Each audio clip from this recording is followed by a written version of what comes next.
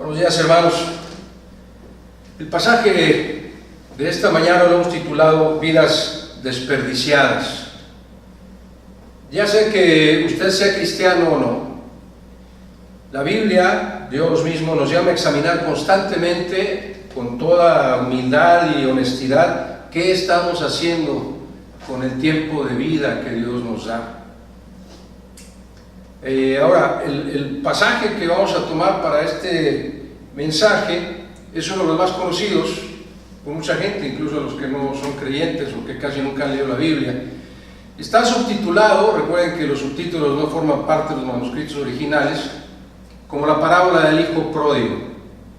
Ahora le ruego, yo sé que esta porción de las Escrituras ha sido utilizada en muchas predicaciones, en muchos mensajes, y aunque usted lo haya leído muchas veces o lo haya escuchado muchas veces, le ruego que no cierre sus oídos a la palabra de Dios. Estamos ciertos que siempre tiene algo que enseñarnos.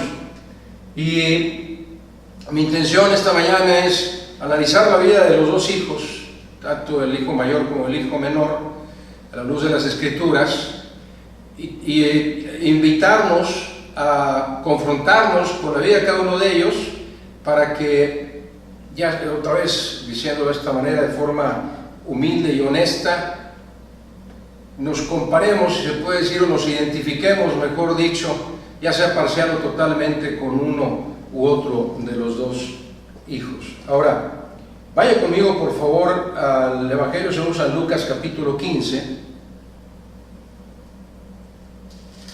Evangelio según San Lucas capítulo 15. Y antes de leer la parábola, para ponernos en contexto, los versículos 1 y 2 de este capítulo 15 de Lucas dice así: se acercaban a Jesús todos los publicanos y pecadores para oírle, y los fariseos y los escribas murmuraban diciendo: este, es decir, Jesús, a los pecadores recibe y con ellos come. Es decir, para los judíos, fariseos y escribas, todo aquel que no era judío, la Biblia los llama gentiles. Para ellos era, la palabra gentil se utilizaba de forma peyorativa como para decir perros, ¿okay? Algo despreciable. Y tristemente en esa época Jesús sabía que eso es lo que había en el corazón, ese sentir es el que había en el corazón de los judíos. Y hay otro pasaje más adelante en Lucas capítulo 18, vaya conmigo para que me siga ahí con su vista por favor. Lucas 18 versículo 9, dice la palabra de Dios: a unos que confiaban en sí mismos como justos, y aquí nos podemos incluir todos los que nos llamamos cristianos, y menospreciaban a los otros, dijo también esta parábola: dos hombres subieron al templo a orar, uno era fariseo y el otro era publicano, es decir, uno era judío y el otro era gentil. El fariseo, puesto en pie, oraba consigo mismo de esta manera: Dios, te doy gracias porque no soy como los otros hombres, ladrones, injustos, adúlteros, ni aun como este publicano. Ayuno 2 veces a la semana, doy diezmos de todo lo que gano. Ese era el sentir realmente del pueblo judío en esa época hacia todo aquel que no fuera judío. Y nos damos cuenta con esa actitud que ellos no entendían cuál era la misión de nuestro Señor Jesús cuando Él vino a la tierra. De hecho, lo podemos ver en el capítulo 19 de Lucas, versículo 10, dice: porque el Hijo del Hombre vino a buscar y a salvar lo que se había perdido. Esa era la misión del Señor Jesús, Él mismo lo dijo, son palabras de Él. Incluso antes de nacer, así estaba profetizado que Jesús sería el Mesías. Cuando vemos el Evangelio según San Mateo capítulo 1, el versículo 20, está José, el esposo aún no casado con María, pensando en abandonarla porque sabía que estaba embarazada. Y un ángel del Señor le dice: José, no tengas temor, porque lo que en ella hay es del Espíritu Santo. Y el versículo 21 dice: y dará a luz un hijo, y le pondrás por nombre Jesús, Jesús que quiere decir Salvador, porque Él salvará a su pueblo de sus pecados. Todo eso estaba profetizado, pero como ellos rechazaban a Jesús como el Mesías, no entendían que esa era la misión de Jesús, y por eso buscaba a los pecadores. aunque también los fariseos y los escribas eran pecadores, pero no lo reconocían así. Ahora, esa misión con la que vino el Señor Jesús fue heredada por Él a sus seguidores, a sus siervos, a los que nos llamamos cristianos, a su iglesia. Y es un pasaje que nosotros recitamos constantemente, lo vemos aquí. La misión de las iglesias es ir y hacer discípulos. Y hay un pasaje muy hermoso ahí en la carta de Pablo a los Romanos, en el capítulo 10, versículos 14 y 15. Dice: ¿cómo pues, hablando de la necesidad de que la iglesia vaya a buscar a los perdidos, a los publicanos, a los pecadores, para contrastarlo con el Evangelio según San Lucas? Dice: ¿cómo pues invocarán a aquel en el cual no han creído? Y luego dice: ¿cómo creerán en aquel de quien no han oído? ¿Y cómo oirán si no hay quien les predique? ¿Y cómo les predicarán si no son enviados? Y luego dice, como está escrito: cuán hermosos son los pies de los que llevan el Evangelio de la paz, de los que llevan las buenas nuevas. Esa es nuestra misión, llevar las buenas nuevas a los perdidos. Muy bien. Regresando al contexto del pasaje del Evangelio según San Lucas, capítulo 15, podemos ver que son tres parábolas las que se incluyen en este capítulo 15, y las tres tienen un énfasis idéntico. Y el énfasis es que en el cielo hay gozo cuando un pecador se arrepiente. Vea conmigo en Lucas capítulo 15, versículo 7, hablando de la parábola de la oveja perdida, dice: os digo que así habrá más gozo en el cielo por un pecador que se arrepiente que por 99 justos que no necesitan de arrepentimiento. Y respecto a la parábola de la moneda perdida, versículo 10, la conclusión que da el Señor Jesús es: así os digo que hay gozo delante de los ángeles de Dios por un pecador que se arrepiente. Y ahora vamos a leer la parábola del hijo pródigo desde el versículo 11 hasta el 32, y vamos a ver que la conclusión que ya el Señor Jesús en el versículo 32 es la misma. Sígame ahí con su vista, vamos a leer pausadamente Lucas 15, versículos 11 al 32. Dice: también dijo: un hombre tenía 2 hijos, y el menor de ellos dijo a su padre: Padre, dame la parte de los bienes que me corresponden, y le repartió los bienes a ambos. No muchos días después, juntándolo todo, el hijo menor se fue lejos a una provincia apartada, y ahí desperdició sus bienes viviendo perdidamente. Y cuando todo lo hubo malgastado, vino una gran hambre en aquella provincia, y comenzó a faltarle. Y fuese y se arrimó a uno de los ciudadanos de aquella tierra, el cual le envió a su hacienda para que apacentase cerdos. Y deseaba llenar su vientre de las algarrobas que comían los cerdos, pero nadie le daba. Y volviendo en sí dijo: ¿cuántos jornaleros en casa de mi padre tienen abundancia de pan, y yo aquí perezco de hambre? Me levantaré e iré a mi padre y le diré: Padre, he pecado contra el cielo y contra ti, ya no soy digno de ser llamado tu hijo, hazme como a uno de tus jornaleros. Y levantándose, vino a su padre, y cuando aún estaba lejos lo vio su padre, y fue movido a misericordia, y corrió y se echó sobre su cuello y le besó. Y el hijo le dijo: Padre, he pecado contra el cielo y contra ti, y ya no soy digno de ser llamado tu hijo. Pero el padre dijo a sus siervos: sacad el mejor vestido y vestidle, y poned un anillo en su mano y calzado en sus pies, y traed el becerro gordo y matadlo, y comamos y hagamos fiesta, porque este mi hijo muerto era, y ha revivido, se había perdido y es hallado. Y comenzaron a regocijarse. Y su hijo mayor estaba en el campo, y cuando vino y llegó cerca de la casa, oyó la música y las danzas, y llamando a uno de los criados le preguntó qué era aquello. Él le dijo: tu hermano ha venido, y tu padre ha hecho matar el becerro gordo por haberle recibido bueno y sano. Entonces se enojó y no quería entrar. Salió por tanto su padre y le rogaba que entrase. Mas él, respondiendo, dijo al padre: he aquí, tantos años te sirvo, no habiéndote desobedecido jamás, y nunca me has dado ni un cabrito para gozarme con mis amigos. Pero cuando vino tu hijo, que ha consumido tus bienes con rameras, has hecho matar para él el becerro gordo. Él, o sea, el padre, entonces le dijo: hijo, tú siempre estás conmigo, y todas mis cosas son tuyas. Mas era necesario hacer fiesta y regocijarnos, porque tu hermano era muerto y ha revivido, se había perdido y es hallado. Es un pasaje lleno de enseñanza y de muchas aristas, pero quisiera nuevamente concentrarme, como les digo, en la vida de estos dos hijos. Ahora, vemos que a ambos hijos, dice el versículo 12, que les repartió los bienes a dos. Aunque solo fue el hijo menor el que pidió la herencia, el padre le entrega a los dos. Y de acuerdo a la ley judía, el primogénito tenía derecho a recibir una doble herencia. O sea que el hijo mayor recibió aún más que el hijo menor, el doble. Y vemos que, de acuerdo al contexto de la parábola, podemos identificar al Padre, que aquí se menciona, al Padre de estos hijos, como a nuestro Padre Celestial. No hay duda que está hablando acerca de Dios.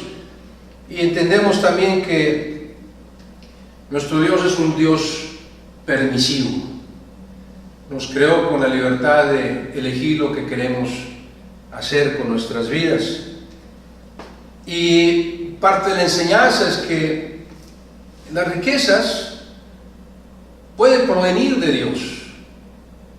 Ahí en el primer libro de Crónicas,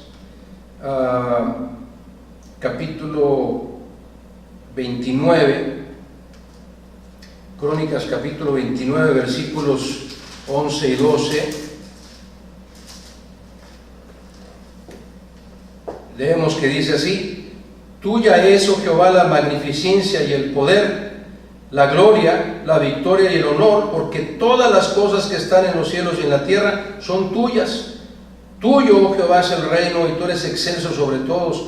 Las riquezas y la gloria proceden de ti, y tú dominas sobre todo. En tu mano está la fuerza y el poder, y en tu mano el hacer grande y el dar poder a todos. De modo que podríamos entender que si no interpretamos correctamente la palabra de Dios, podemos entender que toda la riqueza que las personas tienen proviene de Dios. Pero déjeme decirle algo: no todo lo que tenemos nos ha dado Dios. Y hay mucha gente que no entiende esto y vive lejos de Dios, ni siquiera va a la iglesia, ni siquiera cree en Dios, pero tiene muchos bienes. Y a veces cuando se les pregunta, ellos malamente se atreven a decir que Dios los ha bendecido. Pero la realidad de las cosas es que para aquellos que no son cristianos, esas riquezas, perdón que se lo diga tan crudamente, no provienen de otro más que de Satanás. Y no lo digo yo, lo dice la palabra de Dios. Vaya usted conmigo al Evangelio según San Mateo capítulo 4. San Mateo capítulo 4, perdón. Y leemos desde el versículo 8, dice, hablando de las tentaciones en el desierto de Satanás a Jesús, dice: otra vez le llevó el diablo a Jesús a un monte muy alto y le mostró todos los reinos del mundo y la gloria de ellos, es decir, la riqueza de ellos, y le dijo a Jesús: todo esto te daré si postrado me adorares.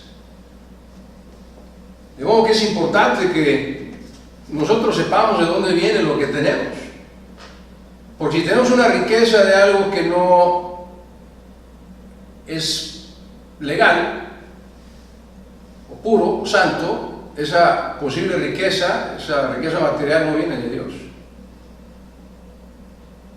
Mire, por ejemplo, las personas que van a los casinos y ganan una cantidad de dinero, salen diciendo gracias a Dios. Pero ¿sabe qué? Estar apostando es contrario a la palabra de Dios, y eso es lo que están haciendo en los casinos. Y usted debe entender que para que usted gane dinero en esos lugares es porque todos los demás han perdido. ¿Cómo puede ser eso bueno? Dios no necesita quitarle a los demás para darle a sus hijos. Dios bendice a sus hijos porque de Él es todo. Él tiene el poder para darnos todo lo que queramos porque somos sus hijos, como lo vamos a ver en la parábola. El versículo 31 del Evangelio según San Lucas dice: hijo, tú siempre estás conmigo y todas mis cosas son tuyas, dice Dios. De modo que para los hijos de Dios, si estamos en sus caminos, Él nos puede bendecir ricamente. Claro que tenemos que cumplir varios requisitos para ello, cuestión de fidelidad y etcétera. Y cuando las cosas vienen de Dios, lo dice Santiago capítulo 1, versículo 17 muy claramente: toda buena dádiva y todo don perfecto desciende de lo alto del Padre de las luces, nuestro Dios, en el cual no hay mudanza ni sombra de variación. Tener algo que no nos dio Dios es pecado. Ahora, las diferencias que existen entre el hijo mayor y el hijo menor, quiero centrarla en dos partes. Por ejemplo, el hijo mayor quisiera que lo ubicáramos como un creyente o alguien que pretende serlo, mientras que el hijo menor lo podemos ubicar con alguien que dice que cree en Dios o que sabe que Dios existe, pero que no es su Dios, que no lo confiesa como su Dios. Dicho de otra palabra, no es cristiano. Y analizando el hijo menor, entendemos entonces que él sabe que Dios existe, pero no lo confiesa como su Padre. Y para aquellos que dicen, bueno, pues es que, como dice el apóstol Pablo, si nadie les ha hablado, pues tienen excusa, pero la palabra de Dios dice que no tienen excusa para buscar a Dios. Romanos 1, versículo 19 y 20, dice la carta del apóstol Pablo a la iglesia de Roma, dice: porque lo que de Dios se conoce les es manifiesto, pues Dios se los manifestó. ¿Cómo? Porque las cosas invisibles de Él, su eterno poder y deidad, se hacen claramente visibles desde la creación del mundo, siendo entendidas por medio de las cosas hechas, de modo que no tienen excusa. Es decir, con solo ver la creación es suficiente para entender que Dios existe y que Él espera que le busquemos. Pero este tipo de personas, como el hijo menor, que saben o escuchan de Dios, pero no lo reciben como su Padre, no confiesan a Jesucristo como su Salvador, y por ende Dios Padre no es su Padre, piensan que su vida es propia, que les pertenece y que pueden hacer con ella lo que quieran. Y eso fue lo que hizo el hijo menor. Y Dios permite que este hijo desperdicie su vida.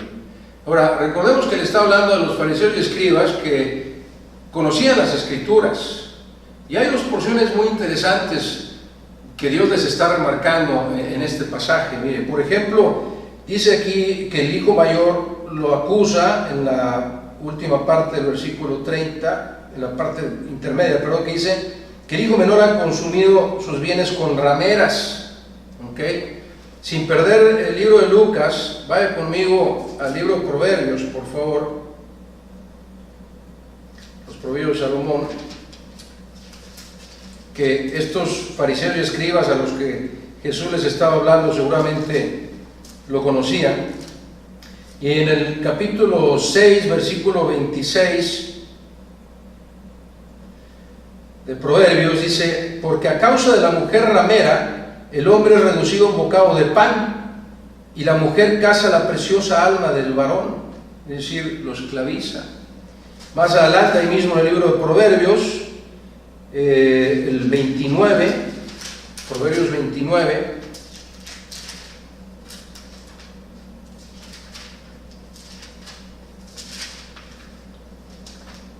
versículo 3, dice: el hombre que ama la sabiduría alegra a su padre, mas el que frecuenta rameras perderá los bienes. ¿Qué fue lo que le pasó al hijo menor?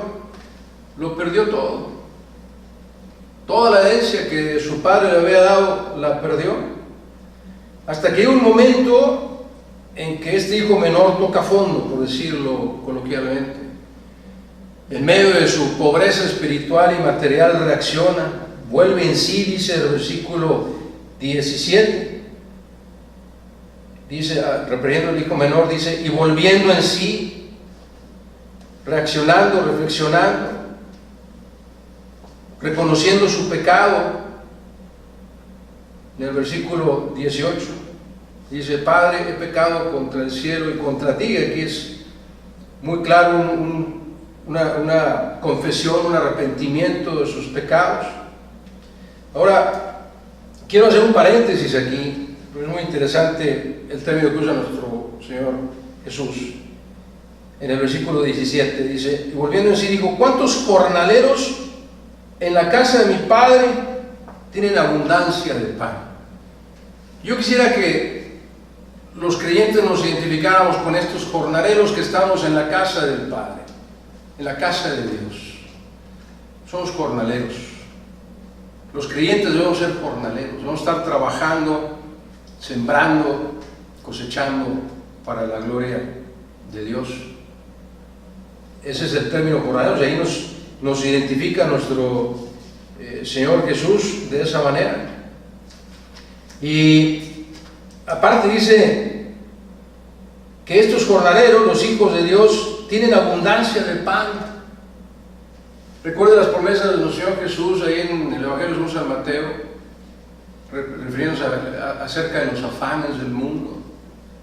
Dice: no os afanéis, Mateo 6, versículo 31, no os afanéis por lo que habéis de comer o de beber o que vestir, porque vuestro Padre Celestial sabe qué necesidades tienen. Y luego el versículo 33 dice: mas buscad el reino de Dios y su justicia, y todas estas cosas os serán añadidas. De modo que los creyentes, los jornaleros, los que están todo el tiempo trabajando en el campo del mundo, sembrando la palabra de Dios, pueden tener la certeza de que tendrán abundancia de pan. Nada les faltará, porque es una promesa de Dios. Como dice el Salmo 37, 25: joven fui y he envejecido, y no he visto justo desamparado, ni a su descendencia que mendigue pan. Los cristianos, si no nos afanamos, sino que buscamos, nos dedicamos a buscar el reino de Dios y su justicia, recibiremos todo lo necesario en nuestras vidas. No estoy diciendo que tendremos riquezas materiales y sobreabundancia. La promesa de Dios es que nunca nos faltará el sustento, el vestido, un hogar, etc. Esa es la promesa de nuestro Señor. Ahora, muchos viven como este hijo menor, desperdiciando la vida que Dios les da, y lamentablemente no todos llegan a esta misma conclusión al momento del arrepentimiento, al momento de reconocer que están mal, que han hecho un desperdicio de su vida. Algunos ni siquiera querrán razonarlo, y otros nunca tendrán la oportunidad de hacerlo, porque muchos mueren instantáneamente o violentamente. Y si usted ha vivido su vida a la deriva, siguiendo sus propios instintos y pensamientos, creyendo que la vida no terminará hasta que usted lo decida, sin voltear por un momento hacia Dios, puede terminar peor que el personaje de esta parábola. De modo que lo invito a que no desperdicie su vida si es que lo está haciendo. Y analizando al hijo mayor, vamos a hacer notar que Jesús está hablando a los fariseos y a los escribas, conocedores de las Escrituras, como muchos creyentes creemos que somos conocedores de las Escrituras, y muchos de nosotros somos más bien simplemente religiosos. Es decir, creemos que con ir a la iglesia es suficiente, aunque sea de vez en cuando, Creemos que con ir una hora a la iglesia es suficiente, aunque sea de vez en cuando. Creemos que diezmar o ofrendar no es necesario más que cuando me sobre, etc. Y no vamos a la casa de nuestro Padre con la constancia que debemos de hacerlo. A otros nos llama la Biblia siervos inútiles, y es un calificativo muy duro, pero se refiere precisamente a que habemos muchas personas en las iglesias que, a pesar de que sabemos que tenemos el Espíritu Santo en nuestro corazón porque hemos recibido a Jesucristo como nuestro Salvador, y con Él algún don o dones que debemos de poner a los pies del Señor Jesús para su honra y gloria, simplemente no servimos. No le servimos a Dios. O le servimos tal vez por conveniencia, o por buscar el reconocimiento de la gente o de la misma iglesia, o esperando una recompensa mundana, qué sé yo, cualquier otro tipo de reconocimiento. Pero hay un mandato en la palabra de Dios, en la segunda carta del apóstol Pedro,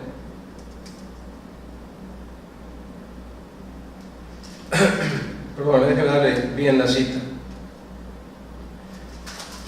Es la primera carta, del apóstol Pedro, capítulo 4, versículo 10. Dice: cada uno, según el don que ha recibido, ministrelo a los otros, como buenos administradores de la multiforme gracia de Dios.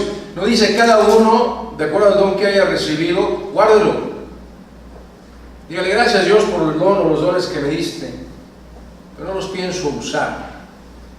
A esos son idénticos a estos fariseos y escribas, o somos en algún momento de nuestra vida cuando nos negamos a servir a nuestro Señor. Y el apóstol Santiago lo dice todavía un poquito más crudamente, capítulo 4, versículo 17, un pasaje muy conocido. Dice: y a los que saben hacer el bien y no lo hacen, les es pecado. No servir a Dios es eso, es pecado. Quedarnos con aquello que Dios nos ha dado en lugar de ponerlo para su obra, para el crecimiento de su obra, es pecado. Ahora, muchos cristianos, como este hijo mayor, por ejemplo, vemos en el versículo 29, dice, del Evangelio según San Lucas, capítulo 15, dice: el hijo mayor, mas él respondiendo dijo al padre: he aquí, tantos años te sirvo, no habiéndote desobedecido jamás, y nunca me has dado ni un cabrito para gozarme con mis amigos. Lo que está diciendo realmente el hijo mayor es: estoy esperando una recompensa por servirte. Las recompensas que Dios nos ofrece por servirle son celestiales, no son mundanas, no son finitas, son eternas, son puras, son perfectas. Y este hijo tal parece que estaba esperando una recompensa material a cambio del servicio que él estaba dando. Y mucha gente en la iglesia, tristemente, podemos estar haciendo lo mismo en un momento de nuestra vida. Ahora, cuando las cosas salen mal, como le pasa a este hijo mayor, tendemos a alejarnos de la iglesia. Ya no queremos ir a ver a la iglesia porque estamos enojados con Dios. Fíjense lo que dice el versículo 28. Una vez que se entera que el padre ha preparado el becerro gordo para el hermano menor, dice: entonces se enojó, versículo 28, y no quiere entrar. Ya no quiere ir a la iglesia, ya no quiere entrar a la casa de su padre.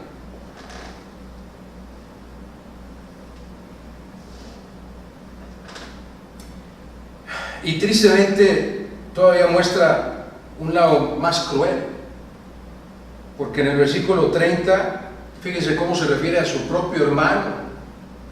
Dice: pero cuando vino tu hijo,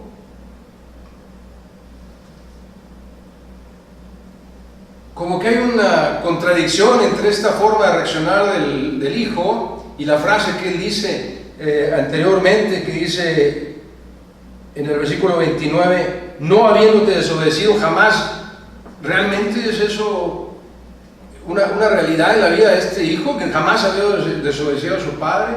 Yo creo que con esta actitud de no servir a Dios por amor, sino por conveniencia o buscando una recompensa, y al externar ese enojo contra Dios y no querer ir a la iglesia, y aparte expresarse así de su hermano, diciendo, yo creo que el hermano mayor necesitaba pedirle a Dios tanto perdón como el hijo menor, pero no se daba cuenta de ello. Y eso nos pasa mucho en las iglesias. Vemos a mucha gente que es constante, frecuente en la iglesia, ahí está, no sale, va todos los domingos, pero en su interior no hay paz. No hay paz. Este hijo mayor era tan pecador como el menor. Por último, veamos la increíble, hermosa reacción del Padre, tal como lo asemeja el Señor Jesús en la parábola. Por ejemplo, al creyente otra vez nos dice, se da cuenta que no queremos ir a la iglesia, versículo 28, y dice, salió por tanto su padre y le rogaba que entrase. Cuando tú no vienes a la iglesia, ojalá sintieras, cuando no vengamos a la iglesia, ojalá sintiéramos esta vergüenza de saber que Dios nos está llamando, que Dios nos está buscando para que volvamos a entrar a sus atrios, a adorarle. También nos dice al creyente que siempre ha estado con nosotros, versículo 31, y que quiere darnos todo lo que es de Él. Dice, todas mis cosas son tuyas. Es como si le hubiera dicho al hijo mayor ante su queja, pues tú podías haber tomado cualquier cabrito cuando quisieras, porque todas mis cosas son tuyas. Si estuvieras sirviéndome de amor, con amor, por amor, de corazón. Y lo que nos dice también a nosotros como creyentes es que, versículo 32, es necesario regocijarnos cuando un pecador se arrepiente y viene a los pies de Cristo. Regocijarnos y abrazarlo con amor filial. Y al no creyente, veámoslo cómo reaccionó el padre ante el hijo que desperdició toda su vida. Y antes, déjeme regresar al creyente. Estar en la iglesia constantemente y de forma equivocada, es decir, sin la razón correcta, por amor a Dios, porque queremos adorar a Dios, porque queremos servir a Dios, también se llama desperdiciar la vida. Tristemente hay mucha gente en la iglesia que va a las iglesias y desperdicia su vida en las iglesias porque no sirve a Dios. Si usted no está sirviendo a Dios, está desperdiciando su vida. Y referente al no creyente, vemos en el versículo 20, cuando el hijo menor viene, dice, levantándose vino a su padre, y cuando aún estaba lejos, lo vio su padre. Es decir, Dios Padre siempre está en expectativa, esperando a ver quién quiere acercarse a Él. Y quiere, en el momento en que se acerque, ir a abrazarlo. En el momento en que el pecador se arrepiente de todo corazón, confiesa a nuestro Señor Jesucristo como su Salvador, en ese momento Dios Padre lo abraza con todo el amor que Él tiene, porque Él es amor. Y además nos damos cuenta que no le reprochó nada. Si tú no has aceptado a Cristo como tu Salvador, dos cosas quiero decirte. La primera es, Dios puede perdonar cualquier pecado. Cualquier pecado y cualquier cantidad de pecados. Como este hijo menor, digamos que derrochó toda su vida, todo lo que Dios le había dado materialmente, y lo hizo en pecado tras pecado tras pecado hasta llegar a lo más vil. La primera cosa, dice, derrochándolo con rameras. Y la segunda, y esto se lo respeta Jesús directamente a los fariseos y a los escribas que eran judíos, porque para el judío el cerdo es un animal inmundo, y dice que este joven, el hijo menor, tuvo que trabajar en eso, alimentando cerdos, asegurándose que los cerdos tuvieran que comer, y él no tenía nada que comer. A ese nivel de bajeza cayó. Y aún así, cuando el Padre Celestial lo ve arrepentido por sus pecados, va y lo abraza y lo besa. Y no solo eso, dice, ni siquiera le dejó dar toda su letanía que había preparado para pedir el perdón de Dios Padre. Dice de inmediato, versículo 22, pero el padre, como callando al hijo, dijo a sus siervos: sacad el mejor vestido, vestidle y poned una hiena en su mano y calzado en sus pies. No te va a reprochar nada nuestro Señor. Cuando tú vengas a Él, Él no te va a reprochar nada. Nuevamente, dos cosas para el no creyente. A Dios no le importa cuántos pecados ni cuáles pecados has cometido. Los perdonará a todos. Y cuando vengas a Él verdaderamente arrepentido, no te va a reprochar nada. Dios es puro amor. Dios es amor puro. Y de forma inmediata pasarás a formar parte de la familia de Dios.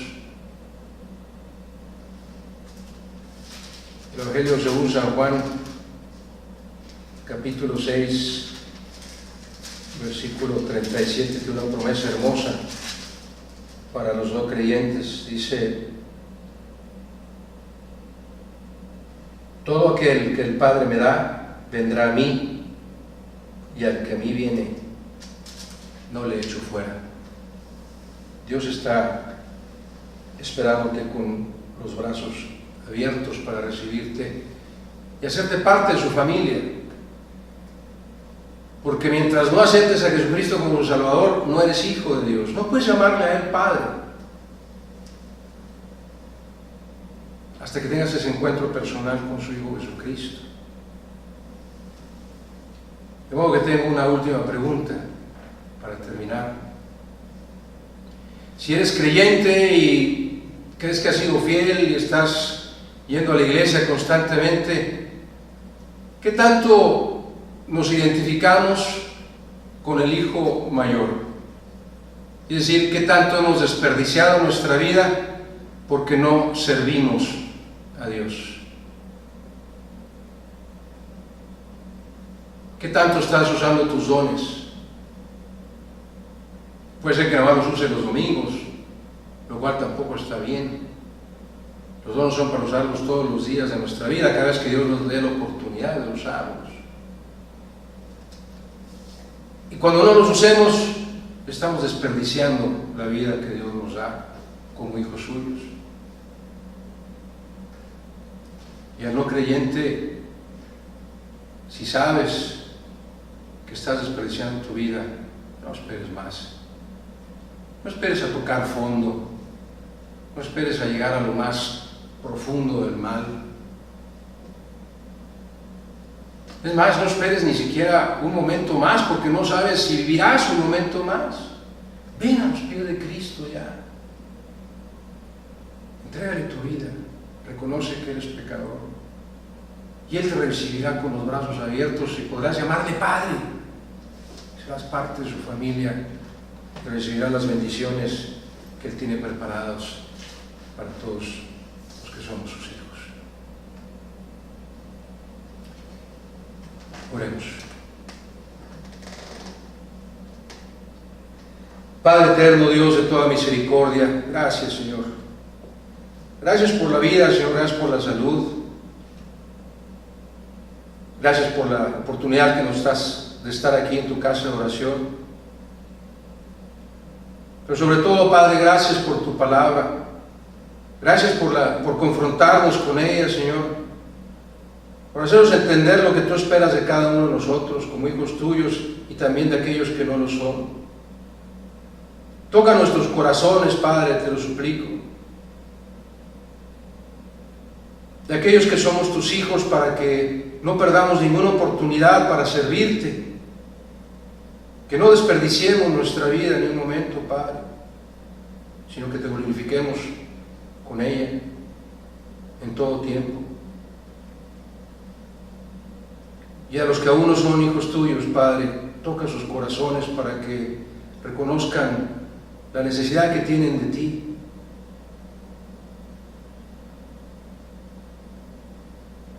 Que vuelvan de su camino errado